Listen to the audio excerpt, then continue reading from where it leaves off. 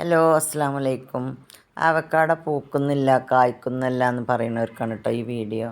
അപ്പോൾ ഞാൻ നട്ടത് ഇതുപോലെ ഇങ്ങനെ മുളപ്പിച്ചാൻ വെച്ചിരുന്നു. അവക്കാട വെറുതെ എടുത്തിട്ട് മണ്ണും കമ്പോസ്റ്റും വെച്ചിട്ട് അതിൽ ഞാനിങ്ങനെ വെച്ചിട്ട് ഇപ്പോൾ മുളച്ച് വന്നതാണിത്.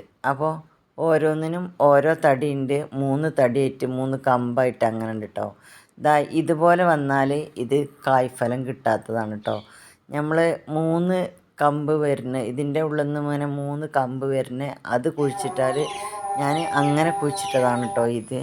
അങ്ങനെ എനിക്ക് നിറയെ കായ ഉണ്ടാവും. അതിൻ്റെ സീസൺ ആകുമ്പോൾ നിറയെ കായും പൂവും ഒക്കെ കിട്ടലുണ്ട് കേട്ടോ. അപ്പോൾ എല്ലാവരും ഇതുപോലെ ഒന്ന് നട്ടുകൊണ്ട് നമ്മൾ കടയിൽ നിന്ന് കിട്ടുന്ന ആവക്കാടായാലും മതി, അതിൻ്റെ സീഡ്സ് എടുത്തിട്ട് ഇതുപോലെ നട്ടുണ്ടാക്കിയാൽ മതി. അപ്പോൾ ഇതുപോലെ കായ്ഫലം കിട്ടും കേട്ടോ. കണ്ടില്ലേ, എനിക്ക് കിട്ടിയ കായാണിത്. അപ്പോൾ ഓക്കേ.